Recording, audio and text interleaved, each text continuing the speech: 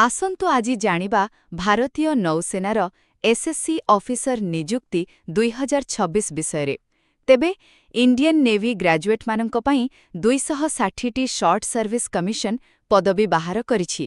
ଏହାର ଅର୍ଥ ହେଉଛି ଆପଣ ଏକ ନିର୍ଦ୍ଦିଷ୍ଟ ସମୟ ପାଇଁ ଅଫିସର ଭାବେ କାମ କରିବେ। ଯଦି ଆପଣ ଦେଶ ସେବା ସହିତ ଗୋଟେ ରୋମାଞ୍ଚକର କ୍ୟାରିୟର ଖୋଜୁଛନ୍ତି, ତେବେ ଏହା ଆପଣଙ୍କ ପାଇଁ ଏକ ବହୁତ ବଡ଼ ସୁଯୋଗ।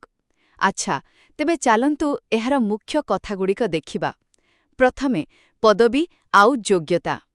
ଏହି 260ଟି ପଦବୀରୁ ଅଧିକାଂଶ ହେଉଛି ଏକ୍ଜିକ୍ୟୁଟିଭ୍, ଇଞ୍ଜିନିୟରିଂ ଏବଂ ପାଇଲଟ ଭଳି ଟେକ୍ନିକାଲ ଶାଖାରେ। ଏଥିପାଇଁ ଆପଣଙ୍କର ବିଇ, ବିଟେକ୍ କିମ୍ବା ଏମ୍ଏସ୍ସି ଭଳି ଡିଗ୍ରୀରେ ଅତିକମ୍ରେ 60% ମାର୍କ ରହିବା ଦରକାର।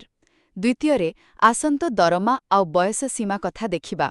ଦେଖନ୍ତୁ, ସବ୍ ଲେଫ୍ଟନାଣ୍ଟ ଭାବେ ଆପଣଙ୍କୁ ମାସିକ ପ୍ରାୟ 1,25,000 ଟଙ୍କା ପର୍ଯ୍ୟନ୍ତ ଦରମା ମିଳିପାରେ, ଆଉ ତା ସହିତ ଅନ୍ୟ ଭତ୍ତା ବି ରହିଛି।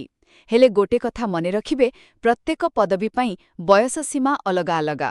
ତେଣୁ ଆବେଦନ କରିବା ପୂର୍ବରୁ ବିଜ୍ଞପ୍ତିଟା ଭଲ ଭାବରେ ଦେଖିନେବେ। ଆଉ ଶେଷରେ, ଚୟନ ପ୍ରକ୍ରିୟା କେମିତି ହେବ? ଦେଖନ୍ତୁ, ଆପଣଙ୍କର ଡିଗ୍ରୀ ମାର୍କକୁ ଦେଖି ପ୍ରଥମେ ସର୍ଟଲିଷ୍ଟ କରାଯିବ।